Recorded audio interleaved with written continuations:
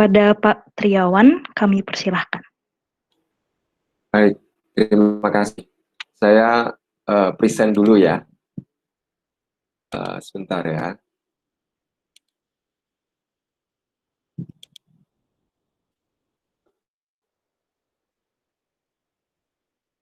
Apakah sudah kelihatan teman-teman? Sudah kelihatan PowerPoint-nya? Belum, Pak. Ini baru. Sudah kelihatan ya? Ya, sudah, Pak. Sudah ya? Oke, puji Tuhan ya. Mari kita berdoa. Tuhan, kami datang pada sore hari ini. Kami bersyukur di tengah-tengah pandemi ini, kami boleh terus dijaga, dilindungi Tuhan, diberikan anugerah kesehatan, kekuatan, hikmat, sehingga kami bisa menjalankan tugas-tugas kuliah kami dengan baik ya Tuhan. Dan kami juga saat ini bersyukur ya Tuhan, karena kami boleh beribadah, boleh bersekutu, boleh memuji, meninggikan nama Tuhan, dan kami boleh belajar akan firman Tuhan. Kiranya Roh Kudus-Mu menyucikan hati pikiran kami, dan kiranya Roh Kudus-Mu juga yang akan menolong kami untuk memahami setiap bagian firman Tuhan yang akan kami baca dan renungkan bersama-sama. Dan kiranya Roh Kudus-Mu pula yang akan menguatkan kami, memampukan kami untuk menjadi pelaku-pelaku, bahkan juga menjadi pewarta-pewarta firman Tuhan, supaya hidup kami boleh menjadi hidup yang menjadi berkat bagi orang lain, dan perkataan kami juga boleh membawa banyak jiwa mengenal Tuhan Yesus sebagai Tuhan dan Juru Selamat. Berfirmanlah Tuhan, sebab kami mau belajar daripada-Mu dan kami mau melakukannya dalam hidup kami hari lepas hari. Kami serahkan doa ini dalam nama Tuhan Yesus. Amin. Ya, shalom, selamat sore teman-teman. Terima kasih untuk kehormatan yang diberikan kepada saya untuk boleh membagikan firman Tuhan pada sore hari ini.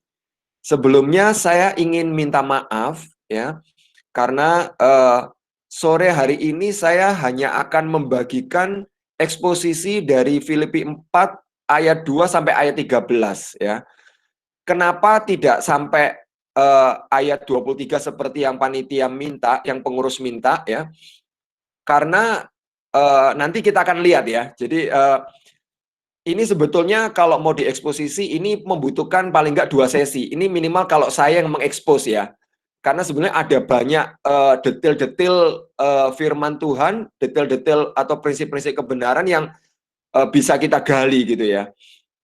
Cuma karena ini kan hanya satu sesi, maksudnya hanya satu kali ibadah ini, jadi saya putuskan untuk hanya membahas sampai ayat 13 ya. Mohon saya dimaafkan dan dimaklumi ya. Jadi tema yang saya ambil dari eksposisi ini itu sehati sepikir, bersukacita dan mencukupkan diri dalam segala hal ya. Saya ulangi, sehati sepikir, bersukacita dan mencukupkan diri dalam segala hal ya. Jadi kita akan membaca ya, mari kita ayat 2 sampai ayat 13. Boleh saya minta dengan kasih Abraham boleh membacakan ayat 2 sampai ayat 13. Baik, Pak. Silakan Abraham. Ya, Pak. Filipi 4 ayat 2 sampai 13. Ya. Nasihat-nasihat terakhir. Euodia kunasihati dan Sintike kunasihati, supaya sehati sepikir dalam Tuhan. Bahkan kuminta kepadamu juga Sun Sugos, temanku yang setia. Tolonglah mereka, karena mereka telah berjuang dengan aku dalam pekabaran Injil, bersama-sama dengan Clemens dan kawan-kawanku sekerja yang lain, yang nama-namanya tercantum dalam kitab kehidupan. Bersukacitalah senantiasa dalam Tuhan. Sekali lagi kukatakan, bersukacitalah. Hendaklah kebaikan hatimu diketahui semua orang. Tuhan sudah dekat. Janganlah hendaknya kamu khawatir tentang apapun juga, tetapi nyatakanlah dalam segala hal keinginanmu kepada Allah dalam doa dan permohonan dengan ucapan syukur. Damai sejahtera Allah yang melampaui segala akal akan memelihara hati dan pikiranmu dalam Kristus Yesus.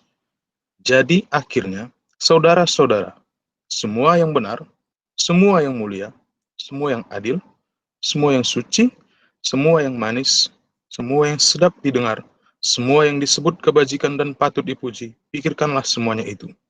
Dan apa yang telah kamu pelajari, dan apa yang telah kau terima, dan apa yang telah kamu dengar, dan apa yang telah kamu lihat padaku, lakukanlah itu. Maka Allah sumber damai sejahtera akan menyertai kamu. Terima kasih atas pemberian jemaat. Ayat 10. Aku sangat bersuka cita dalam Tuhan, bahwa akhirnya pikiranmu dan perasaanmu bertumbuh kembali untuk aku.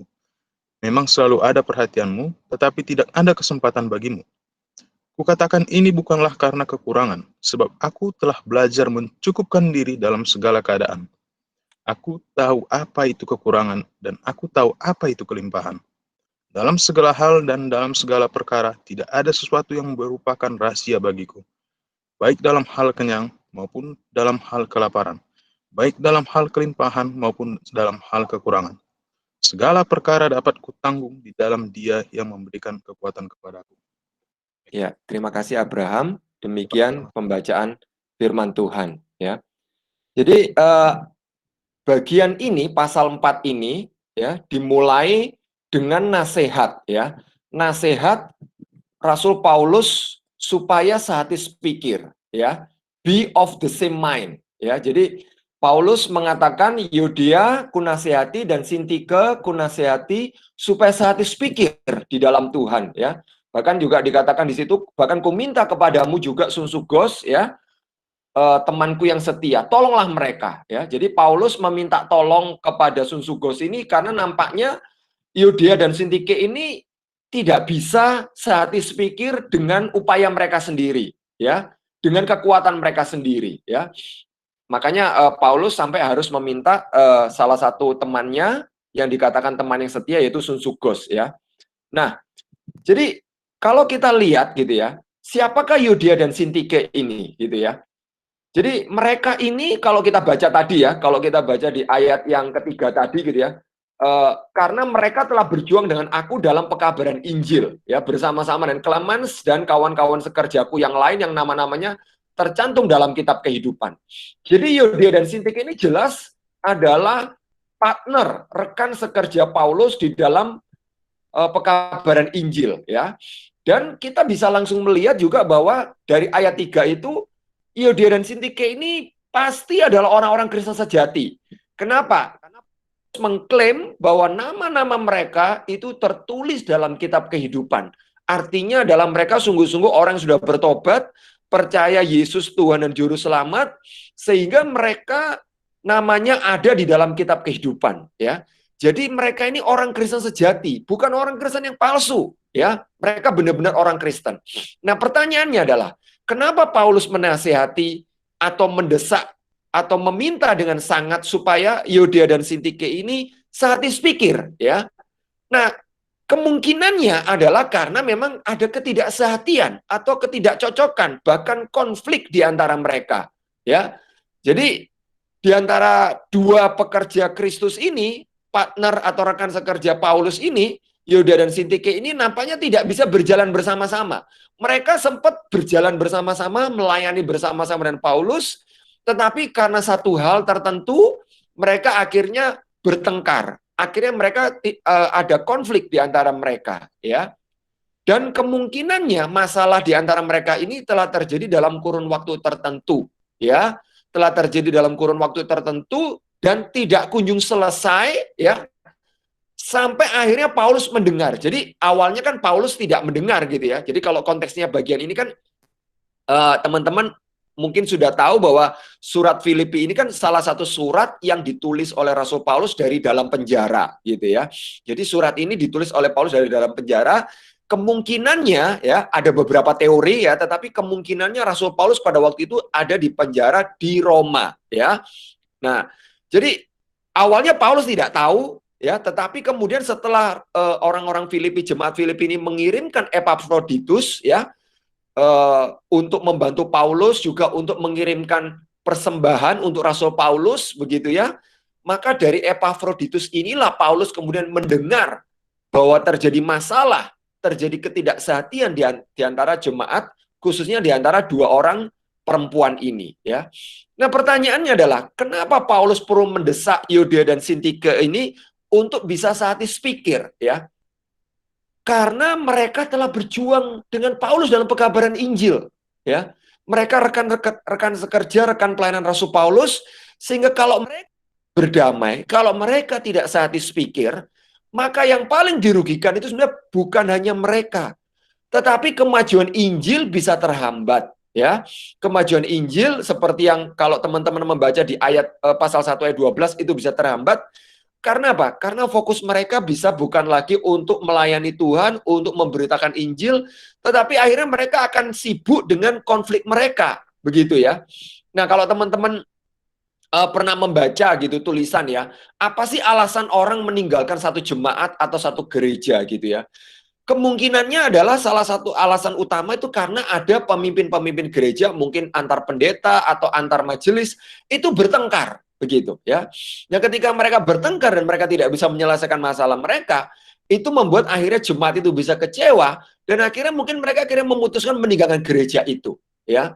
Nah, demikian juga ini yang bisa terjadi dengan jemaat di Filipi, gitu ya. Jadi kemajuan Injil justru bukannya akan semakin maju, tetapi bisa terhambat, ya. Jadi teman-teman, penderitaan tidak akan melemahkan pelayanan, ya. Bandingkan kalau kita lihat Rasul Paulus, ya, Rasul Paulus itu rasul yang penuh dengan penderitaan karena dia kemana-mana kalau dia pergi memberitakan Injil, dia suka dikejar-kejar oleh orang-orang Yahudi, ya, sampai akhirnya dia betul-betul masuk penjara, begitu ya. Paulus sempat keluar masuk penjara, ya. Tetapi pekabaran Injil terus berjalan, ya. Tetapi yang bisa melemahkan pelayanan itu adalah konflik. Konflik yang tidak diselesaikan, ya. Penderitaan, ya, itu tidak akan melemahkan pelayanan, ya. Makanya kita sebagai anak-anak Tuhan yang melayani, kita tidak perlu takut menghadapi penderitaan, kesulitan, masalah. Tetapi justru yang lebih menakutkan itu ada kalau ada konflik yang tidak diselesaikan, ya. Itu bisa membuat salah satu pihak memutuskan I quit, ya. Saya memutuskan untuk meninggalkan pelayanan, ya.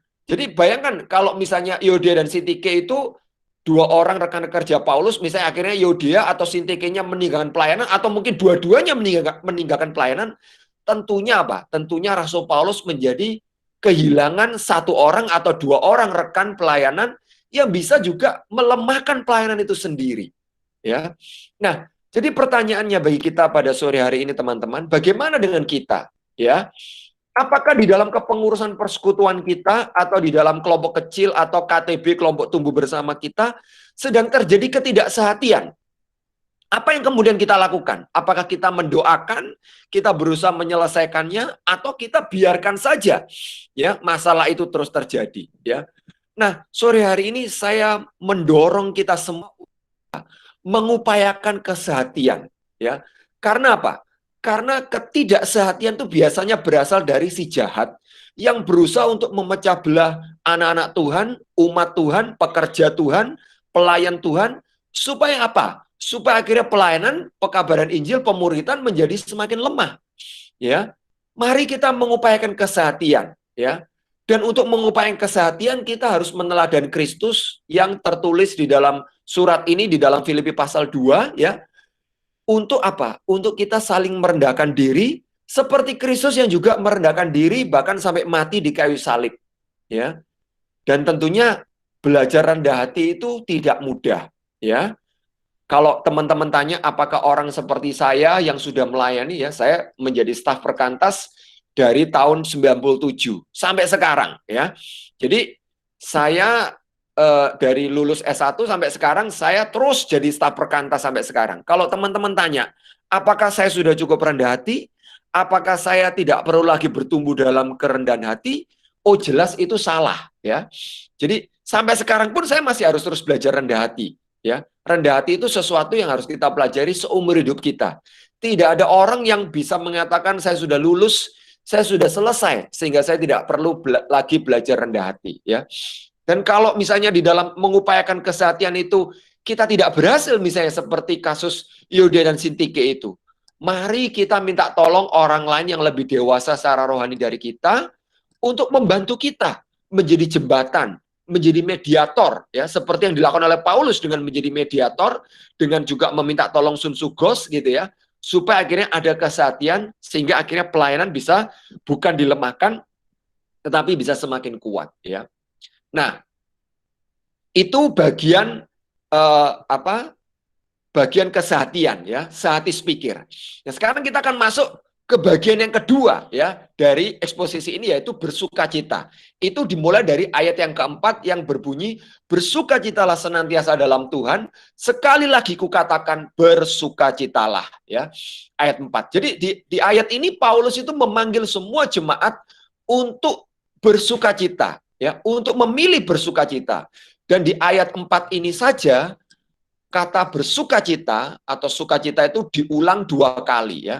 Nah, kalau teman-teman membaca surat Filipi ini dari awal sampai akhir, maka kata bersukacita atau sukacita itu ada 16 kali, teman-teman, ya.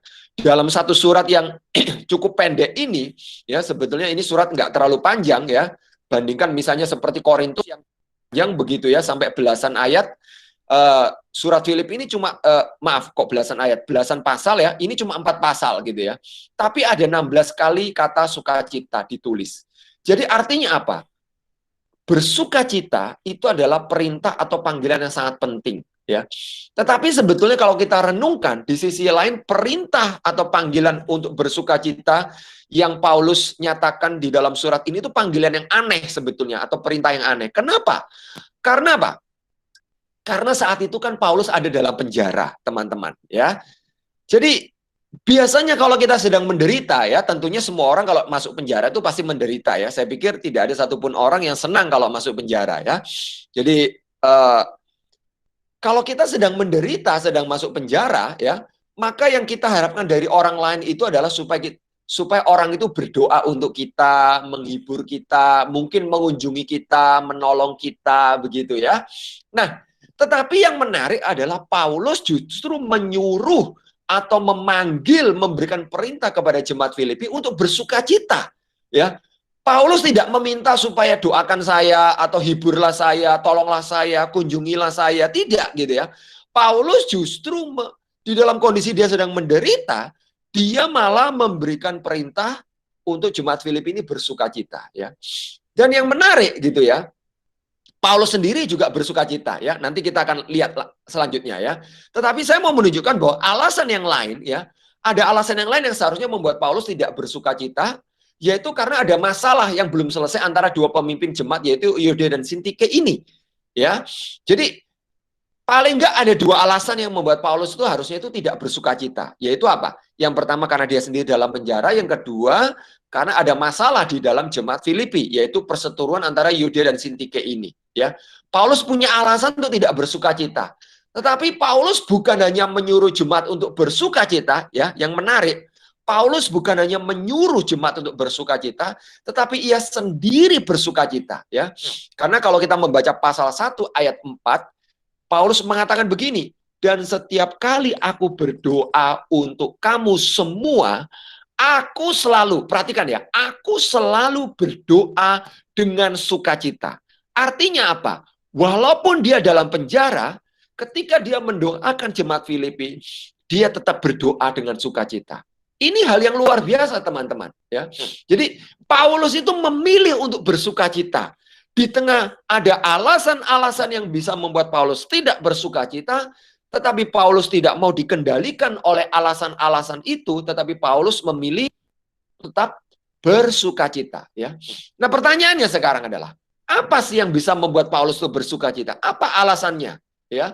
Nah, paling tidak kalau kita membaca bagian surat ini, kita menemukan minimal ada 2 alasan, ya. Alasan pertama itu ada di pasal 1 ayat 12, ketika Paulus mengatakan begini, aku menghendaki saudara-saudara supaya kamu tahu bahwa apa yang terjadi atasku ini justru telah menyebabkan kemajuan Injil. Maksudnya apa? Paulus itu kan waktu itu kan ada dalam penjara, ya. Nah, orang-orang berpikir, Paulus sendiri juga berpikir, aduh, karena saya masuk penjara, saya tidak bisa pergi kemana-mana secara bebas memberitakan Injil, kemungkinan besar Injil bukan mengalami kemajuan, tetapi akan mengalami kemunduran, ya.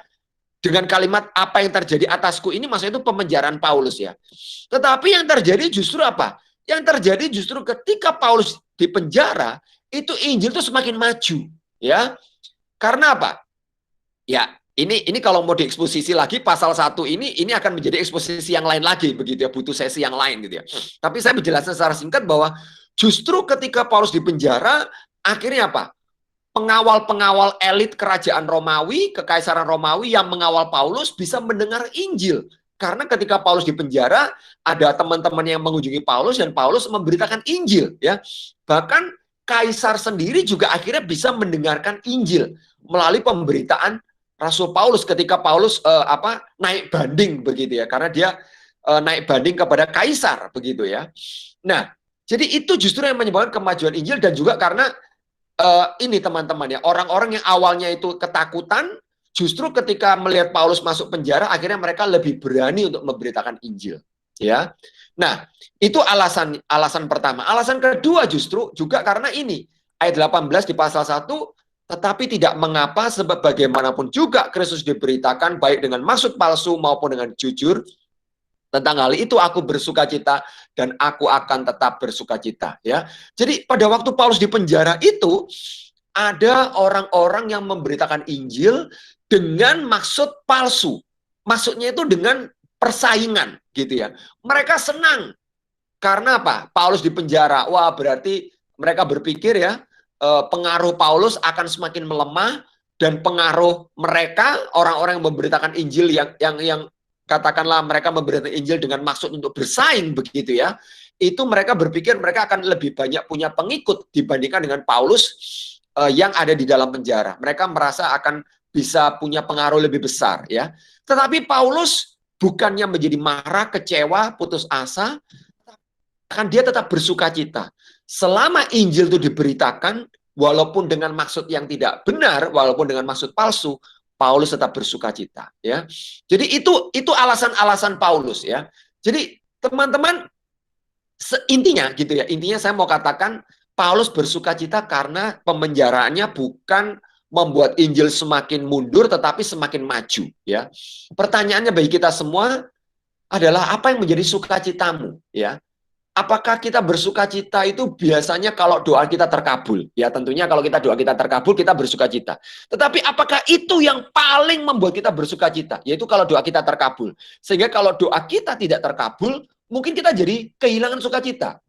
Apa yang membuat kita paling bersukacita? Apa kalau kita mendapat apa yang kita inginkan? Ya, kalau kita punya nilai yang bagus, ya, sehingga kalau nilai kita nggak bagus, kita akan sangat stres, ya, kecewa, depresi, ya. Ataukah kalau kita punya pacar cantik, punya pacar ganteng, ya, sehingga kita bisa mungkin menyombongkan kepada teman-teman kita yang belum punya pacar mungkin. Apakah itu yang paling membuat kita bersukacita? Ya, Paulus tidak seperti itu. Ya, fokus hidup Paulus adalah kemajuan Injil, dan bila Injil mengalami kemajuan, walaupun dia sendiri dalam penjara, dia sedang menderita, dia sedang susah, dia bisa tetap bersukacita. Ya, dengan kata lain apa? Paulus belajar bersukacita di dalam Allah, ya, bukan di dalam kondisi-kondisi yang dia alami, ya. Jadi Allah bagi Paulus adalah alasan yang utama untuk dia bersukacita di tengah-tengah segala keputusasaan, di tengah-tengah segala penderitaan, di tengah-tengah dia Paulus mengalami pemenjaraan. Paulus bisa tetap bersukacita karena apa? Karena Paulus belajar bersukacita di dalam Allah yang menguatkan dia, yang menolong dia, ya. Teman-teman, kalau kita renungkan, mengapa ada pandemi ini? Saya percaya salah satu alasan utama Allah mengizinkan kita semua di seluruh dunia ini mengalami pandemi ini adalah supaya kita belajar bersukacita di dalam Allah. Bukan di dalam prestasi-prestasi kita. Ini saya tidak mengatakan bukan berarti, oh kalau kita punya prestasi kita nggak boleh bersukacita. Iya, boleh ya. Tetapi bukan itu yang utama seharusnya. Ya. Bukan di dalam pacar, bukan di dalam punya uang yang banyak, di dalam seks, di dalam kekuasaan, ya. Supaya kita sadar, ya, mengapa ada pandemi ini, saya percaya supaya kita sadar betapa rapuhnya kehidupan ini bila sukacita kita diletakkan pada yang bukan Allah, ya. Jadi, kalau sukacita kita taruh pada prestasi, dan suatu saat kalau kita tidak berprestasi, kita bisa sangat stres. Kalau sukacita kita taruh pada pacar, nanti kalau misalnya pacar kita selingkuh, kita diputus oleh pacar kita, maka kita bisa betul-betul kehilangan sukacita itu. Ya. Jadi teman-teman, life is fragile. Kehidupan itu begitu rapuh. Ya. Handle with prayer. Kita perlu berdoa. Karena hidup kita tuh begitu rapuh. Ya. Jangan mengandalkan prestasi, jangan mengandalkan uang, jangan mengandalkan kekuasaan, jangan mengandalkan pacar atau yang lain-lain. Ya. Karena hidup kita itu sangat-sangat rapuh. Ya. Dan pandemi ini membuktikan hidup kita betul-betul rapuh. Ya. Jadi pertanyaan besarnya adalah, apakah kita sedang belajar untuk bersukacita di dalam Allah atau di dalam hal-hal yang lain, ya? Dan apa ciri orang yang meletakkan sukacitanya di dalam Allah, ya? Ciri orang yang bersukacita di dalam Allah itu ya, ayat yang kelima, saya lanjutkan ya. Hendaklah kebaikan hatimu diketahui semua orang, Tuhan sudah dekat. Arti kata kebaikan hati di sini itu tidak mudah marah, tidak mudah tersinggung, mau mengalah, panjang sabar dalam menanggung penderitaan, lemah lembut, suka menolong, dan seterusnya, seperti itu artinya ya. Jadi masa pandemi di mana banyak orang mengalami kesulitan dan penderitaan, ini membuat kita tidak akan kehilangan sukacita kalau sukacita kita taruh di Allah ya. Justru apa? Karena kita menaruh sukacita kita di dalam Allah, kita akhirnya menjadi orang yang kebaikan hati kita itu diketahui semua orang. Kenapa? Karena kita berbagi sukacita dengan berbuat baik, dengan memberikan perhatian kepada orang lain.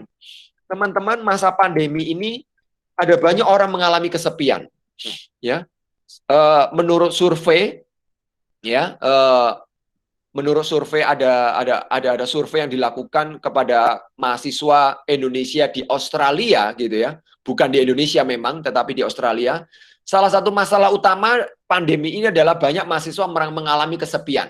Ya, saya nggak tahu apakah kalian juga mengalami kesepian, ya, mungkin aja begitu ya. Nah, saya pikir ketika tidak pandemi mungkin juga sudah banyak yang mengalami kesepian, apalagi ditambah pandemi ini begitu ya. Jadi ada banyak orang mengalami kesepian, kesulitan, bahkan penderitaan. Justru ini adalah kesempatan yang Allah anugerahkan untuk kita memperhatikan teman-teman kita, baik yang Kristen, yang ikut persekutuan ataupun yang belum ikut persekutuan, bahkan yang non-Kristen, teman-teman ya. Ini menjadi kesempatan. Kenapa? Karena pandemi ini kan melanda semua orang. Nggak peduli Kristen, nggak Kristen, percaya Tuhan, nggak percaya Tuhan, semuanya terkena akibat pandemi ini. Ya, nah karena sukacita kita di dalam Allah, ini kesempatan untuk kita berbagi sukacita itu, kesempatan untuk kita mendoakan bagi yang membutuhkan doa, kesempatan untuk kita memperhatikan, mendengarkan keluh kesah teman-teman, ya, dan tentunya ini bisa menjadi kesempatan untuk memberitakan Injil, ya. Nah teman-teman, saya mau mengutip ini ya, kata-kata seorang penulis dan seorang hamba Tuhan, seorang pekabar Injil. Dia seorang Asia, tetapi dia tinggal di Amerika, namanya Sam Chen ya. Jadi teman-teman kalau mau nonton YouTube-nya itu ada, saya sudah tuliskan www YouTube-nya ya. Jadi Sam Chen ini memberikan nasihat bagaimana kita mengabarkan Injil di dalam situasi pandemi ini ya, di mana kita nggak bisa ketemu langsung ya. Kita bisa ketemu lewat Zoom, Google Meet, atau WhatsApp call misalnya ya. Tapi kita nggak bisa ketemu langsung. Gimana caranya? Nah, dia pakai cara yang disebut sebagai virtual happy hour, ya. Virtual happy hour. Jadi dia mengundang teman-temannya yang non-believer, yang belum percaya kepada Tuhan, untuk ngobrol-ngobrol santai, happy hour. Jadi caranya dengan apa? Ya, mereka harus siapkan minuman yang enak, mereka siapkan makanan yang enak, ya. Dan lalu mereka minum dan makan sambil ngobrol sama-sama melalui virtual itu, melalui online itu tadi, ya. Dan kemudian apa? Justru melalui kesempatan-kesempatan yang disebut oleh Sam Chen ini, virtual happy hour ini, dia bisa mendengarkan keluh kesah teman-temannya, dia bisa menawarkan doa, bahkan kemudian dia bisa melakukan japri untuk apa? Bagi teman-teman yang mau, dia bisa memberitakan Injil kepada mereka, ya. Jadi saya pikir ini menarik sekali, ya. Ini menarik sekali. Mungkin teman-teman bisa coba, ya. Teman-teman bisa coba. Saya juga sedang terus mencoba ini, gitu ya. Karena saya kan juga punya teman yang orang Muslim. Saya juga coba untuk terus WA, ya, tidak tiap hari memang, untuk memberikan perhatian gitu, untuk nanya kabarnya, gimana bisnisnya, gimana orang tuanya, begitu ya. Nah, jadi teman-teman, bagaimana bersukacita di tengah pandemi ya? Nah, ini ayat 6 dikatakan janganlah hendaknya kamu khawatir ya tentang apapun juga. Kalau khawatir, nyatakan dalam segala hal keinginanmu kepada Allah dalam doa dan permohonan dengan ucapan syukur ya. Jadi bagaimana bersukacita di tengah pandemi? Bagaimana bersukacita di dalam Allah? Kalau khawatir, berdoa. Nyatakan kepada Allah. Dan yang penting apa? Jangan lupa bersyukur. Ya, jangan lupa untuk mengucap syukur kepada Tuhan di tengah-tengah pandemi ini. Ya. Dan kemudian ayat yang ke-8, supaya kita bisa tetap bersukacita dan bersyukur, maka mari kita fokuskan pikiran-pikiran kita pada hal-hal yang benar, yang mulia, yang adil, yang suci, yang manis, yang sedap didengar, yang disebut kebajikan. Pikirkan semuanya itu ya. Kita punya banyak sekali hoax, kita juga banyak mendengar berita-berita kematian, ya, berita-berita perang dagang antara Amerika dengan China gitu ya. Ada banyak berita-berita yang membuat kita bisa stres ya. Ada keluarga-keluarga yang bertengkar, ada yang bunuh diri dan macam-macam lagi yang lain. Tapi mari pikiran kita dipenuhi dengan hal yang benar, yang suci dan mulia ya. Supaya kita bisa terus bersyukur dan bisa bersukacita ya. Dan kemudian apa? Ayat 9 dikatakan bagaimana supaya kita bisa bersukacita, dan apa yang telah kamu pelajari, dan apa yang telah kamu terima, dan apa yang telah kamu dengar, dan apa yang telah kamu lihat padaku, lakukan itu. Ya, jadi mari kita belajar melakukan. Kalau teman-teman yang saat ini sedang diliputi kesedihan atau sedang tidak bisa bersukacita, mari belajar bersukacita. Mari belajar bersyukur. Ya, tanya kepada Tuhan, Tuhan, kenapa saya berduka cita ya? Apa yang bisa saya syukuri? Minta Tuhan nyatakan itu ya. Dan lakukan itu ya, karena ayat 9 itu penting ya. Kalau ayat 8 fokusnya kepada pikiran kita, tetapi pikiran saja tidak cukup ya. Karena kalau kita memikirkan semua yang baik tetapi kita tidak melakukan yang baik itu, kita tidak melakukan itu bagi diri kita sendiri maupun bagi sesama kita, tentunya yang ayat 9 yang bagian terakhir, Allah sumber damai sejahtera, maka Allah sumber damai sejahtera akan menyertai kamu, itu tidak akan bisa kita alami. Kalau kita tidak melakukan firman Tuhan, kalau kita tidak melakukan hal-hal yang mulia, yang adil, yang suci, yang manis, itu yang tertulis di ayat 8. Ya. Itu teman-teman, ya. Bagaimana kita bisa bersukacita, ya. Itu yang kedua, ya. Jadi tadi yang pertama, teman-teman ingat ya, yang pertama adalah panggilan untuk sehati sepikir. Yang kedua, kita dipanggil untuk bersukacita, ya. Dan yang ketiga, kita akan belajar dari Rasul Paulus, bagaimana Paulus belajar mencukupkan diri dalam segala keadaan, dalam segala situasi yang sulit ya. Ayat 10 dikatakan, aku sangat bersukacita dalam Tuhan bahwa akhirnya pikiranmu dan perasaanmu, ini maksudnya pikiran dan perasaannya orang-orang Filipi gitu ya, bertumbuh kembali untuk aku. Memang selalu ada perhatianmu, tetapi tidak ada kesempatan bagimu ya. Apa maksudnya ayat 10 ini? Maksudnya itu begini teman-teman ya. Jadi selama itu ya, pada waktu itu gitu ya, Paulus itu telah menerima dukungan dana dari jemaat Filipi melalui utusan-utusan mereka ya. Tetapi kemudian apa? Setelah sekian lama itu tidak ada komunikasi, tidak ada dukungan dari mereka ya. Jadi jemaat itu biasa mendukung Paulus, tetapi kemudian entah karena sesuatu hal tidak ada komunikasi dan tidak ada dukungan ya. Kita tidak boleh lupa bahwa pada saat itu belum ada internet, belum ada Zoom, belum ada WhatsApp gitu ya. Jadi ya kalau tidak ada komunikasi, benar-benar tidak ada komunikasi, bisa sampai berminggu-minggu, bisa sampai berbulan-bulan begitu ya. Nah, karena surat pada waktu itu kan harus diantar gitu ya, harus diantar oleh orang naik kuda mungkin begitu ya. Naik onta atau naik kapal begitu ya, dan itu pasti akan butuh waktu yang lama sekali gitu ya.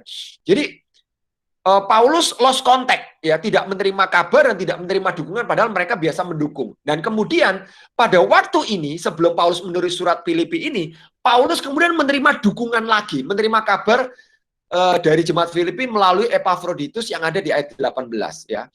Jadi itu ya. Nah, jadi ketika lama tidak ada kabar, tidak ada dukungan, tahu-tahu Epafroditus datang memberikan kabar dan memberikan dukungan. Bagaimana respon Paulus?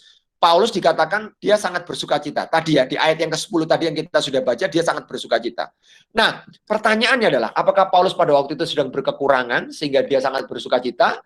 Ya, menerima lagi dukungan dari jemaat Filipi, bisa jadi Paulus berkekurangan.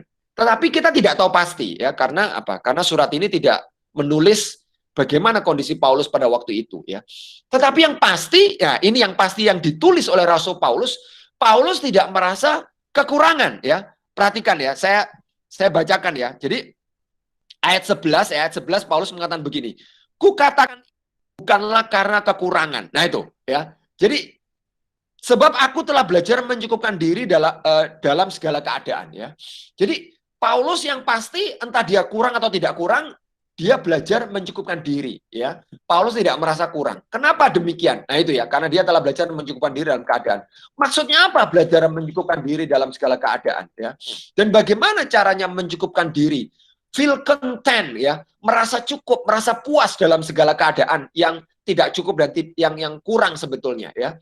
Nah, teman-teman, merasa puas, merasa cukup dalam segala keadaan termasuk dalam pandemi ini itu butuh belajar ya. Karena apa? Karena Paulus juga belajar ya. Perhatikan ya, ayat 11 itu ada kata belajar ya. Sebab aku telah belajar ya. Jadi Paulus pun belajar ya. Belajar untuk mencukupkan diri. Itu artinya ada perjuangan. Ya. Tidak cukup tetapi merasa cukup. Belajar puas, belajar bersyukur ya. Dan ini tidak mudah tentunya. Apalagi tidak mudah kalau memang kita merasa tidak cukup dalam kondisi kesepian. Kesepian itu maksudnya kekurangan perhatian, kekurangan uang, kelaparan, ketidaknyamanan, bahkan penderitaan ya. Nah teman-teman, saya ingin sedikit mengajak kita membaca dari 2 Korintus supaya kita tahu gitu ya, bagaimana kesulitan-kesulitan yang Paulus alami gitu ya. Saya bacakan cepat ya. Apakah mereka pelayan Kristus ya, dari 2 Korintus 11 ini ya. Aku berkata seperti orang gila, aku lebih banyak berjeri lelah, lebih sering di dalam penjara, didera di luar batas, kerap kali dalam bahaya maut, 5 kali aku disesat orang Yahudi, setiap kali 40 kurang 1 pukulan, 3 kali aku didera, 1 kali aku dilempari dengan batu, 3 kali mengalami karam kapal, sehari semalam aku terkatung-katung di tengah laut ya. Saya percaya di sini belum ada yang sampai terkatung-katung di tengah laut ya. Dalam perjalananku aku sering diancam bahaya banjir, bahaya penyamun, bahaya dari pihak orang-orang Yahudi, dari pihak orang-orang bukan Yahudi, bahaya di kota, di padang gurun, di tengah laut. Ayat 27, aku banyak berjeri lelah dan bekerja berat, kerap kali aku tidak tidur, aku lapar dan dahaga, kerap kali aku berpuasa, kedinginan dan tanpa pakaian, dan seterusnya ya. Jadi teman-teman kalau kita lihat ya, bahaya dan penderitaan itu sepertinya menjadi kawan paling dekat Rasul Paulus. Kemanapun Rasul Paulus pergi, bahaya itu selalu menyertai. Penderitaan itu selalu menyertai dia. Ya, itu terus-menerus terjadi di dalam pelayanannya Rasul Paulus. Ya, teman-teman, sampai kita mati, ya.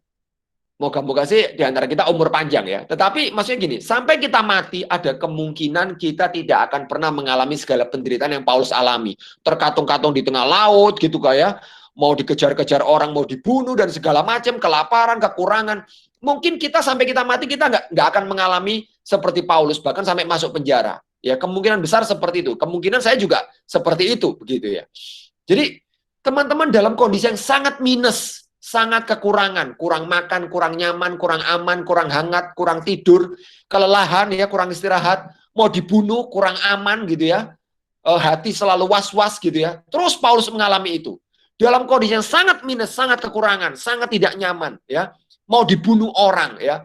Paulus belajar apa artinya mencukupkan diri, merasa puas di dalam kondisi-kondisi yang sangat-sangat sulit di atas ya. Paulus belajar puas, belajar cukup pada saat-saat tidak cukup, pada saat-saat nampaknya tidak ada pertolongan, pada saat-saat nampaknya Tuhan tidak peduli kepadanya. Ya. Padahal dia itu Rasul Allah. Bayangkan, dia itu Rasul Allah, orang yang dekat sekali dengan Allah, ya. Tetapi apa? Dia mengalami begitu banyak kesulitan, masalah dan penderitaan, bukan karena dosa-dosanya, tetapi karena dia taat, karena dia memberitakan Injil. Justru banyak orang memusuhi dia. Ya, ini kan mirip sekali dengan Tuhan Yesus ya. Karena Tuhan Yesus memberitakan firman Tuhan, banyak orang tidak suka, khususnya orang-orang Farisi dan ahli-ahli Taurat ya. Jadi Paulus belajar berserah, belajar bersyukur bukan hanya pada saat ada berkat, pada saat semuanya baik-baik aja, ya. Pada saat kondisi sangat tidak baik, kondisi sangat minus, kondisi sangat kurang, Paulus belajar bersyukur, belajar mencukupkan diri, ya. Nah, apa rahasia kecukupan Rasul Paulus? Ya. Itu ada di ayat 13, ya. Mari kita kembali ke Filipi pasal 4, ya. Mari kita baca ayat 13, ya. Paulus mengatakan ini, segala perkara, ya, entah kekurangan, entah kelebihan dan apapun, segala perkara dapat kutanggung di dalam Dia, Kristus, yang memberi kekuatan kepadaku, ya. Jadi Paulus bisa cukup, Paulus bisa puas, Paulus tidak mengeluh, ya.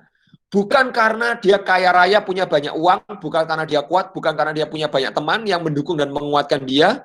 Rahasianya adalah di dalam Dia yang memberi kekuatan kepada Rasul Paulus. Dia itu siapa? Dia itu tidak lain adalah Kristus itu sendiri, ya. Jadi the secret of Paul's independence, ya. Jadi Paulus itu menjadi orang yang begitu independen, begitu merdeka, begitu mandiri. Paulus itu begitu konten, ya. Konten itu begitu puas, ya. Tidak merasa kurang di dalam hidupnya, ya. Itu rahasianya adalah his total dependence upon Christ, ya. Jadi Paulus bisa begitu independence karena dia begitu dependent on Christ, ya. Paulus menjadi tidak tergantung pada situasi, kondisi, kesulitan, masalah, pergumulan. Dia juga tidak tergantung pada orang lain karena dia sepenuhnya bergantung penuh kepada Tuhan, ya. Jadi semakin kita bergantung kepada Allah, semakin kita tidak akan bergantung kepada kondisi-kondisi di dalam diri kita sendiri maupun kondisi-kondisi di luar diri kita, ya. Pertanyaannya adalah bagi kita sore hari ini, kepada apa atau kepada siapa kamu selama ini paling bergantung, ya? Apakah kita selama ini paling bergantung kepada pacar, ya? Untuk memenuhi kebutuhan-kebutuhan emosimu sehingga kamu merasa tidak kesepian, ya? Ataukah kamu selama ini sangat bergantung kepada teman? Bergantung kepada kepandaianmu, bergantung kepada orang tuamu. Teman-teman, sekali lagi pacar bisa meninggalkan kita, teman bisa mengkhianati kita, kepandaian juga suatu saat kita mungkin bisa gagal, kita bisa lupa, ya, sepandai-pandainya kita, ya. Orang tua kita pun mungkin juga bisa punya masalah, ya. Mungkin kalau yang punya pekerjaan bisa kehilangan pekerjaan, bisnis bisa merosot karena pandemi ini, ya. Kepada siapa kita bergantung, ya? Kalau bukan kepada Kristus dan hanya kepada Kristus saja secara total, kita bergantung, sesungguhnya gantungan kita itu rapuh sekali, ya. Dan kalau yang kita gantungi, yang kita sandari itu rapuh, ya, maka akibatnya apa? Akibatnya kita juga akan sangat-sangat rapuh, ya. Kalau kita bergantung kepada yang sangat rapuh, kita akan rapuh. Kita akan gampang stres, gampang marah, gampang kecewa, gampang putus asa, kita bisa meninggalkan kelompok kecil kita bisa meninggalkan pelayanan, bahkan kita mungkin meninggalkan Tuhan. Ya, kalau kita tidak belajar bergantung, belajar cukup di dalam Kristus. Ya, merasa cukup ini juga meliputi meyakini bahwa Allah benar-benar mengasihi kita, menerima kita, menghargai kita, bahkan ketika kita masih berdosa. Itu ada dalam Roma 5 ayat 8. Ya. Bahkan kita diangkat menjadi anak-anak Allah, sehingga kita dapat memanggil Allah sebagai Bapa kita. Akibatnya kita tidak perlu bergantung kepada kasih, penerimaan, atau penghargaan orang lain. Ya. Kenapa? Karena kita merasa cukup. Kita sudah puas, kita dikasihi, diterima, dihargai oleh Allah. Orang mengasihi kita, nggak mengasihi kita, menerima kita, nggak menerima atau tidak menerima kita, menghargai atau tidak menghargai kita nggak akan masalah. Kita akan bisa terus melayani Tuhan. Orang terima kasih, nggak terima kasih, orang hargai kita, nggak hargai kita tidak terlalu pusing, ya. Karena biasanya kan salah satu masalah itu kan di dalam konflik dalam pelayanan karena apa? Yang satu merasa sudah melayani mati-matian, tetapi kok yang lain tidak menghargai. Nah, akibatnya akhirnya ada orang-orang yang akhirnya kecewa dan meninggalkan pelayanan, ya. Padahal kalau kita belajar cukup di dalam Kristus, kita akan menjadi orang yang tahan banting, independen, konten, puas. Seperti Rasul Paulus, ya, kita tidak akan dikendalikan situasi yang sesulit apapun, entah situasi dalam diri kita maupun di luar diri kita. Jadi sebagai penutup, mari kita belajar untuk sehati sepikir, mari kita belajar untuk senantiasa bersuka cita, bahkan di tengah pandemi ini, ya. mari kita juga belajar mencukupkan diri dalam segala hal, khususnya ketika kita merasa tidak cukup, ya. Semua itu mungkin, ya, bila kita berfokus kepada Allah yang sanggup menolong kita, dan Allah yang akan menganugerahkan kesehatian, sukacita, kepuasan, rasa cukup di dalam Allah, bahkan di dalam pandemi ini. Jadi, let's focus on God, not your problem. Ya, let's listen to God and not your insecurities. Ya, mari kita lebih mendengar kepada Allah dan bukan mendengar perasaan-perasaan tidak aman atau tidak nyaman kita. Ya, let's rely on God. Mari bergantung kepada Allah and not your own strength. Ya, kiranya Tuhan memberkati kita. Mari kita tutup dalam doa. Tuhan, terima kasih untuk firman-Mu. Kiranya Roh Kudus-Mu yang memeteraikan setiap kebenaran firman-Mu itu dalam hati kami, sehingga kami boleh belajar untuk terus mengupayakan kesehatan, kami juga boleh belajar bersukacita, dan kami boleh belajar puas, belajar cukup di dalam segala situasi, termasuk juga dalam situasi pandemi ini. Tolonglah kami Tuhan, karena kami orang-orang yang lemah, kami bisa tidak sehati, kami bisa tidak bersukacita, dan kami bisa stres karena kami merasa tidak cukup, kami tidak puas ya Tuhan. Tetapi biarlah oleh pertolongan-Mu, oleh anugerah-Mu, kami dimampukan untuk sehati sepikir, bersukacita, dan belajar mencukupkan diri dalam segala situasi. Terima kasih Tuhan, dan kiranya hidup kami semua, hidup anak-anak-Mu, boleh menjadi berkat, boleh memberitakan Injil, supaya pandemi ini boleh makin menyatakan kebaikan Tuhan, kemuliaan Tuhan melalui semua yang kami upayakan, melalui persekutuan kami, dan melalui perhatian-perhatian dan doa yang kami berikan kepada sesama kami. Dalam nama Tuhan Yesus. Amin. Saya serahkan kepada MC.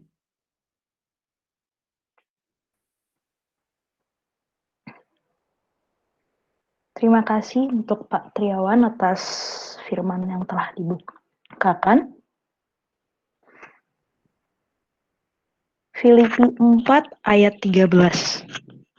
Segala perkara dapat kutanggung di dalam Dia yang memberi kekuatan kepadaku.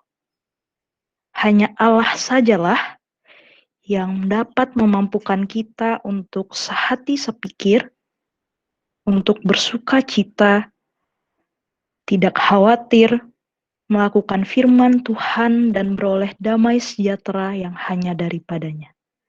Untuk merespon firman Tuhan, dengan tetap mematikan mic, mari menyanyikan lagu ini.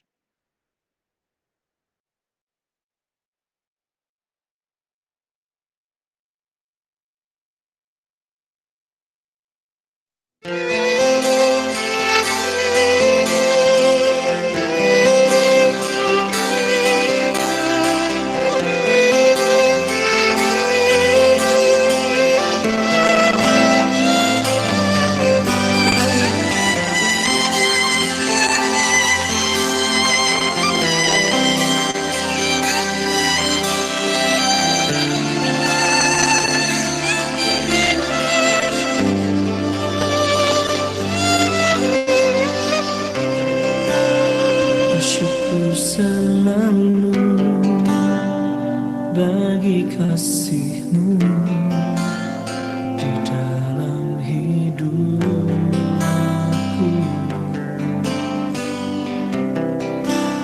dan takkan ku ragu atas rencana-Mu untuk masa depanku.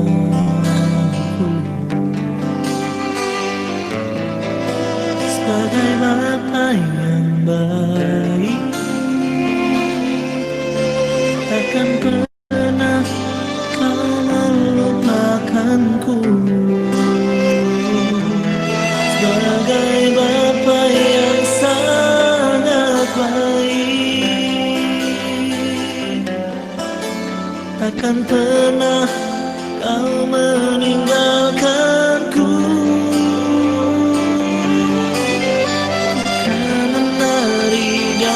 Bersyukur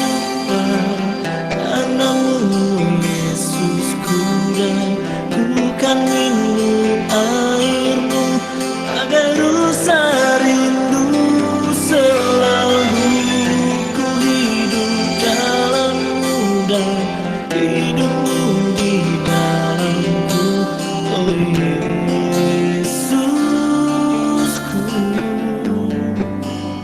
Kau sangat ku cinta.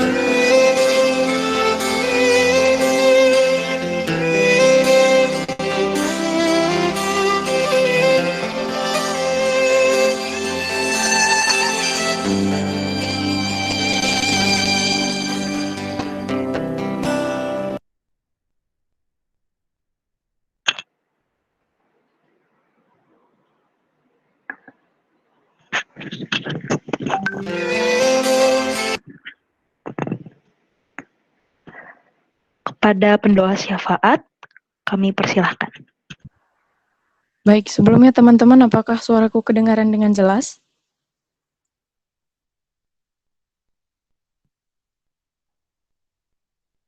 Oke, thank you teman-teman. Mari siapkan hati, kita bersatu di dalam doa. Sungguh bersyukur Tuhan untuk kasih setia dan penyertaan Tuhan di dalam kehidupan kami pribadi lepas pribadi, di mana Tuhan selalu menyertai dan memimpin langkah kami. Bahkan ketika hari ini Tuhan, Engkau masih mengizinkan kami untuk hidup dan melayani Engkau pada hari ini. Bapa yang baik, pada saat ini Tuhan kami bersyukur untuk persekutuan yang boleh kami nikmati pada saat ini. Biarlah kiranya Engkau yang selalu pelihara persekutuan ini Bapa. Biar kiranya persekutuan ini boleh terus Tuhan pakai agar menjadi garam dan terang di dunia ini. Tuhan kami berdoa juga untuk persekutuan ke depannya, biar kiranya setiap jemaat PMK boleh semakin antusias dan rindu untuk bersekutu bersama-sama lewat persekutuan ini. Tuhan Yesus yang baik, pada saat ini juga kami mau bersyukur untuk firman yang sudah kami dengarkan. Biarlah setiap firman yang sudah dipaparkan boleh tertanam dalam diri kami Bapa, berakar, bertumbuh, dan berbuah manis sehingga firman itu boleh terlihat lewat sikap kami dalam kehidupan kami sehari-hari. Kami juga berdoa untuk pelayan firman-Mu, Pak Triawan. Engkaulah Tuhan yang kiranya menguatkan beliau dalam setiap pelayanan beliau sehingga Pak Triawan boleh semakin menjadi berkat bagi banyak orang. Tuhan, di tengah-tengah kondisi yang sulit ini pun kami juga mau berdoa untuk pelayanan PMK yang harus dilaksanakan dengan jarak jauh Tuhan. Biar kiranya Engkau yang memberikan hikmat kepada setiap pengurus dalam menjalankan PJJ mereka masing-masing sekaligus menjalankan pelayanannya.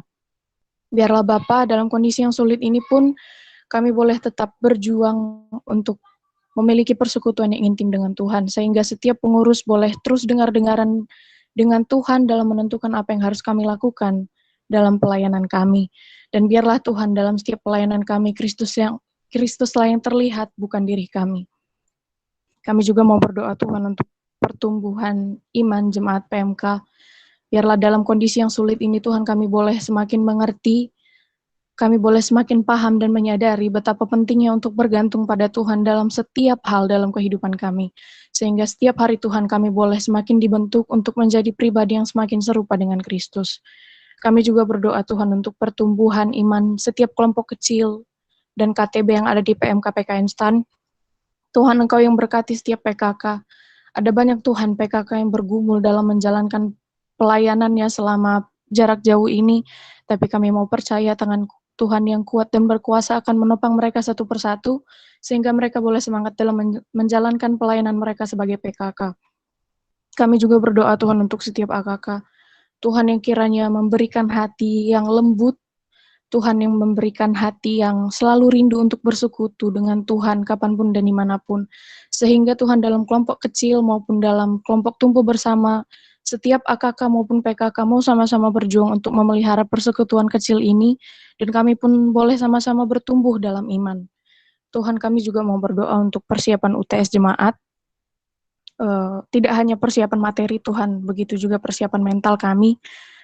Biarlah kiranya kami boleh memaksimalkan setiap persiapan kami.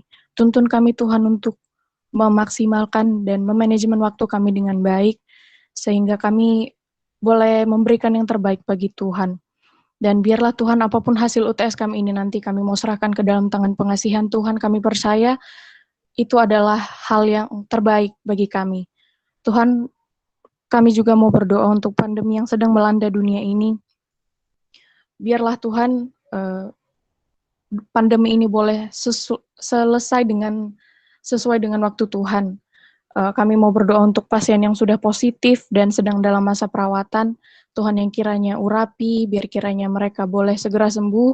Tuhan berkati setiap obat dan apapun yang mereka konsumsi Tuhan. Berkati usaha mereka, biar kiranya mereka boleh pulih dan kembali kepada keluarga mereka dan merasakan sukacita bersama-sama keluarga mereka. Kami juga mau berdoa Tuhan untuk keluarga yang ditinggalkan.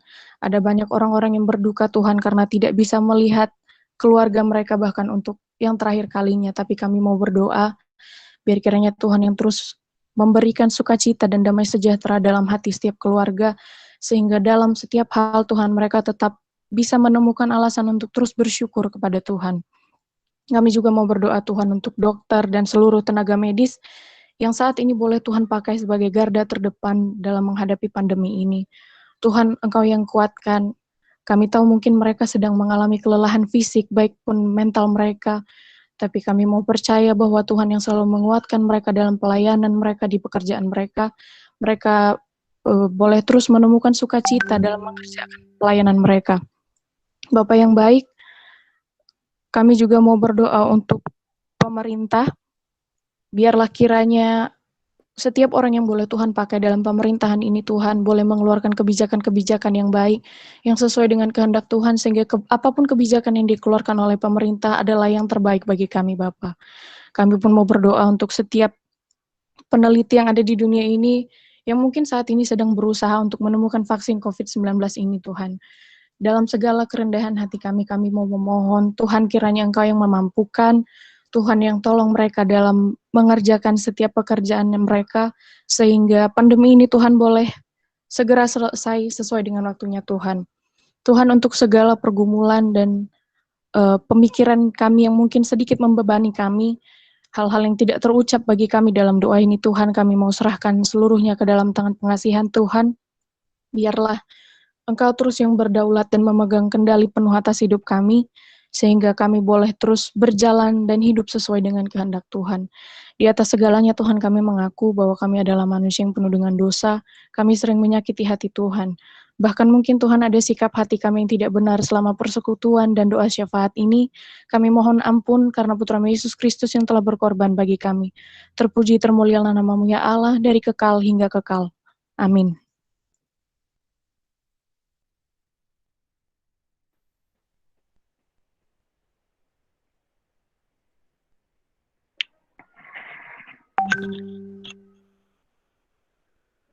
Saat ini, mari menyatakan komitmen kita untuk selalu percaya akan penyertaan Tuhan dan kekuatan yang Ia berikan pada kita untuk selalu bersukacita di dalamnya. Dengan tetap mematikan mic, mari menyanyikan lagu ini.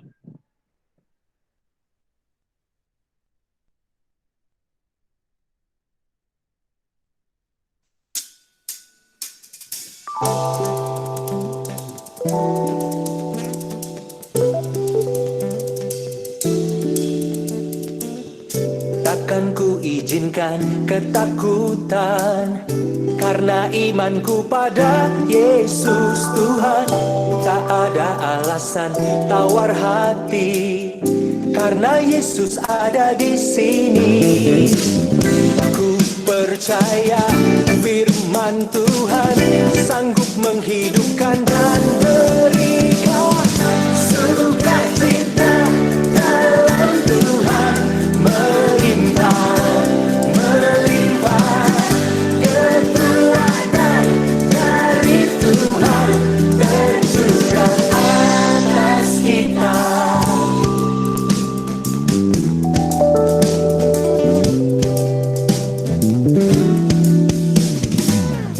Takkan ku izinkan ketakutan, karena imanku pada Yesus Tuhan. Tak ada alasan tawar hati, karena Yesus ada di sini. Ku percaya firman Tuhan sanggup menghidupkan dan berikan sukacita dalam Tuhan. Melimpah, melimpah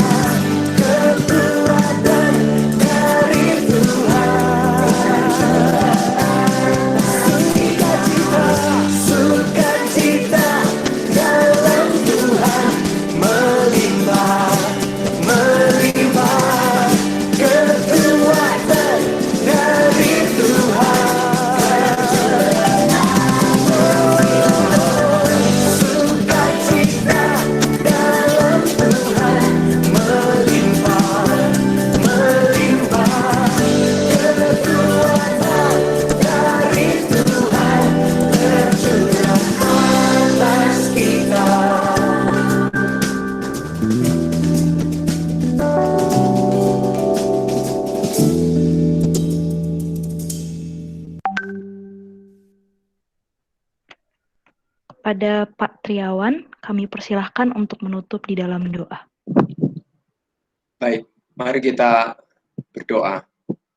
Tuhan, inilah kami anak-anak-Mu, kami sangat bersyukur, kami memuji nama-Mu Tuhan, Allah yang begitu baik, yang terus menyertai kami di tengah suka maupun juga di tengah duka, di tengah situasi yang baik dan juga di tengah situasi yang kurang baik, di tengah situasi di mana kami tidak mengalami pandemi dan juga ketika pada saat ini kami mengalami pandemi. Kami bersyukur ya Tuhan, kasih setiamu tidak pernah berkurang sedikit pun kepada kami anak-anak-Mu yang telah Engkau tebus melalui darah Kristus.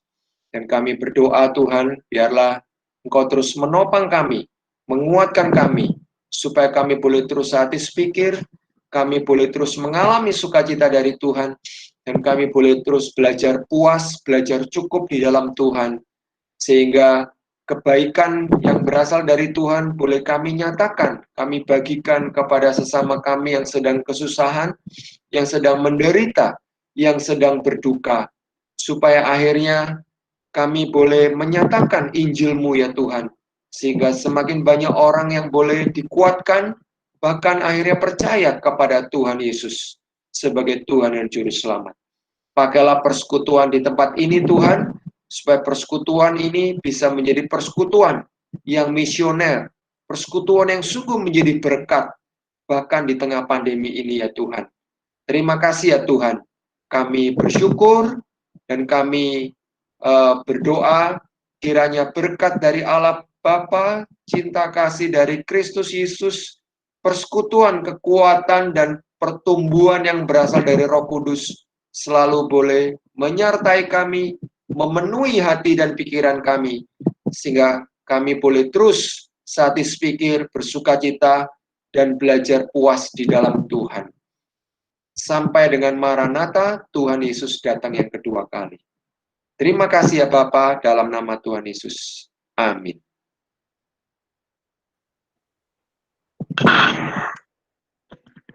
Kebaktian rutin online kita hari ini telah selesai. Kepada teman-teman, silakan